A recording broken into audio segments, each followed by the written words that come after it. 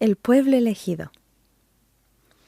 Por más de 1000 años, los judíos habían esperado la venida del Salvador.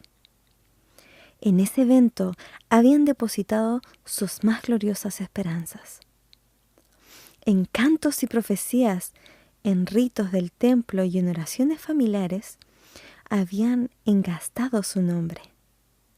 Y sin embargo, cuando vino, no lo conocieron. El amado del cielo fue para ellos como raíz de tierra seca, sin belleza ni majestad. Y no vieron en él hermosura que lo hiciera deseable a sus ojos. A lo suyo vino, y a los suyos no lo recibieron. Sin embargo, Dios había elegido a Israel. Los había llamado para preservar entre los hombres el conocimiento de su ley y de los símbolos y las profecías que señalaban al Salvador. Deseaba que fuesen como manantiales de salvación para el mundo, lo que fue Abraham en la tierra de su peregrinaje, José en Egipto y Daniel en la corte de Babilonia. Eso debía ser el pueblo hebreo entre las naciones. Debía revelar a Dios a los hombres. En el llamamiento dirigido a Abraham, el Señor había dicho: «Te bendeciré y serás bendición, y serán benditas en ti todas las familias de la tierra». La misma enseñanza fue repetida por los profetas, aún después que Israel había sido asolado por la guerra y el cautiverio. Recibió esta promesa: «Será el remanente de Jacob en medio de muchos pueblos, como rocío que viene del Señor, como abundante lluvia sobre la hierba, que no depende de los hombres, ni espera nada de ellos». Acerca del templo de Jerusalén, el Señor declaró por medio de Isaías: «Mi casa será llamada casa de oración para todos los pueblos». Pero los israelitas cifraron sus esperanzas en la grandeza mundanal. Desde el tiempo en que entraron en la tierra de Canaán, se apartaron de los mandamientos de Dios y siguieron las maneras de los paganos. Fue en vano que Dios les mandara advertencias por medio de sus profetas. En vano sufrieron el castigo de la opresión pagana. A cada reforma le seguía una apostasía más profunda. Si Israel hubiese sido fiel a Dios, Él podría haber logrado su propósito a través de su honra y exaltación. Si hubiesen caminado en los caminos de la obediencia, Él los habría elevado sobre todas las naciones que hizo para loor, fama y gloria. Dijo Moisés: «Verán todos los pueblos de la tierra que el nombre de Jehová es invocado sobre ti y te temerán. Las gentes oirán hablar de todos estos estatutos y dirán: ciertamente pueblo sabio y entendido es esta gran nación». Pero a causa de su infidelidad, el propósito de Dios solo pudo realizarse a través de continua adversidad y humillación. Fueron llevados en cautiverio a Babilonia y dispersados por tierras de paganos. En la aflicción, muchos renovaron su fidelidad al pacto con Dios, mientras colgaban sus arpas de los sauces y lloraban por el santo templo desolado. La luz de la verdad resplandeció a través de ellos y el conocimiento de Dios se esparció entre las naciones. Los sistemas paganos de sacrificios eran una perversión del sistema que Dios había señalado. Y más de un sincero observador de los ritos paganos aprendió de los hebreos el significado del ceremonial divinamente ordenado y con fe aceptó la promesa de un Redentor. Muchos de los exiliados sufrieron persecución. No pocos perdieron la vida por negarse a violar el sábado y observar las fiestas paganas. Al levantarse los idólatras para aplastar la verdad, el Señor puso a sus siervos cara a cara con reyes y gobernantes, con el fin de que éstos y sus pueblos pudiesen recibir la luz.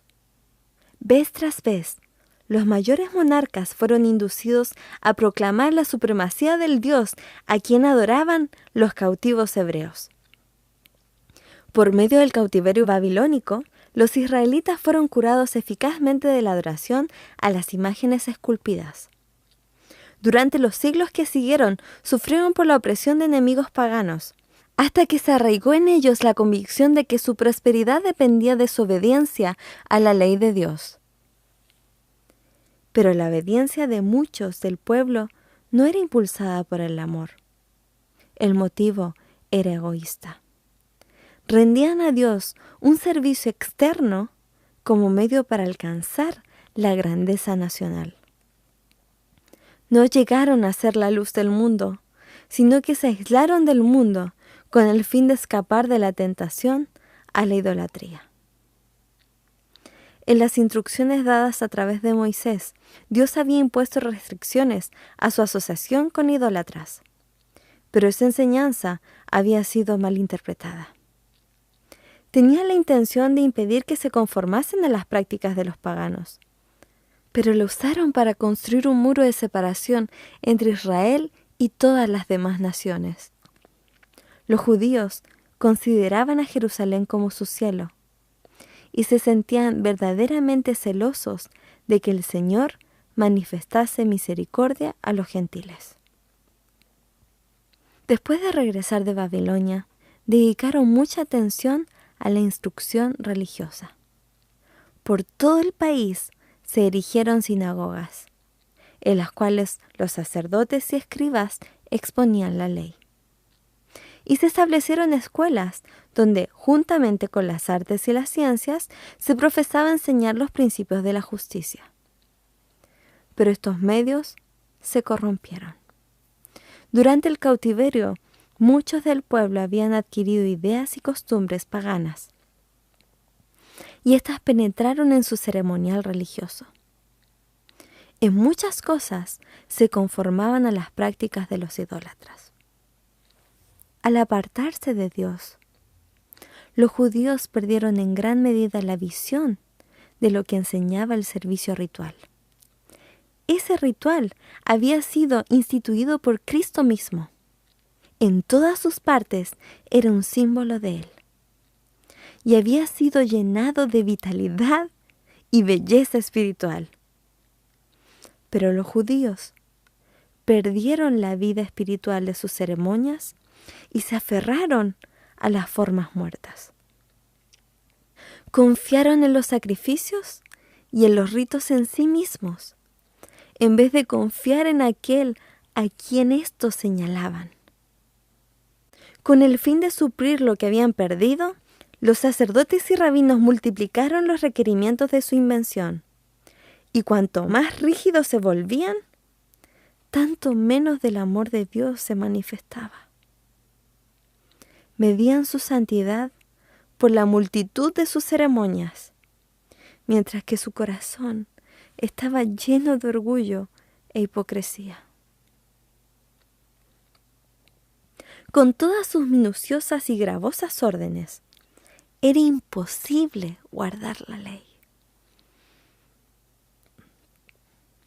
Los que deseaban servir a Dios y trataban de observar los preceptos rabínicos luchaban bajo una carga pesada.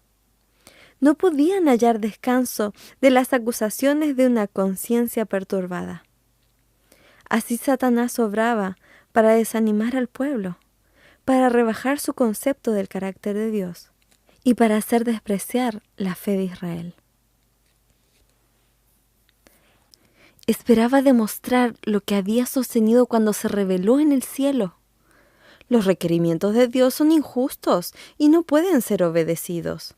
Incluso Israel, declaraba, no guardaba la ley. Aunque los judíos deseaban el advenimiento del Mesías, no tenían un verdadero concepto de su misión.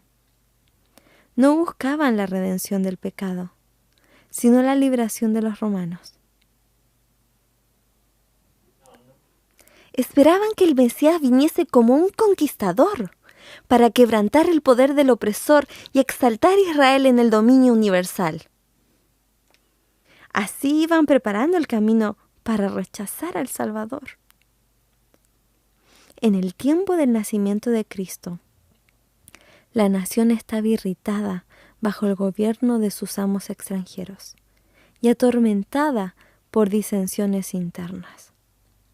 Se les había permitido a los judíos conservar la forma de un gobierno separado, pero nada podía disfrazar el hecho de que estaban bajo el yugo romano, ni reconciliarlos a la restricción de su poder. Los romanos reclamaban el derecho de nombrar o remover al sumo sacerdote, y a menudo ese cargo se conseguía por medio de fraude, el cohecho y aún el homicidio. Así el sacerdocio se volvía cada vez más corrupto. Sin embargo, los sacerdotes poseían aún gran poder y lo empleaban con fines egoístas y mercenarios. El pueblo estaba sujeto a sus exigencias despiadadas y también a los gravosos impuestos de los romanos. Este estado de cosas ocasionaba extenso descontento. Los estallidos populares eran frecuentes. La codicia y la violencia, la desconfianza y la apatía espiritual estaban royendo el mismo corazón de la nación. El odio a los romanos y el orgullo nacional y espiritual inducían a los judíos a seguir adhiriendo rigurosamente a sus formas de culto. Los sacerdotes trataban de mantener una reputación de santidad, atendiendo escrupulosamente a las ceremonias religiosas. El pueblo, en sus tinieblas y opresiones, y los príncipes, sedientos de poder, anhelaban la venida de aquel que vencería a sus enemigos y devolvería el reino a Israel. Habían estudiado las profecías, pero sin percepción espiritual. Así habían pasado por alto los pasajes que señalaban la humillación de Cristo en su primer advenimiento, y aplicaban mal los que hablaban de la gloria de su segunda venida. El orgullo oscurecía su visión. Interpretaban las profecías de acuerdo con sus deseos egoístas.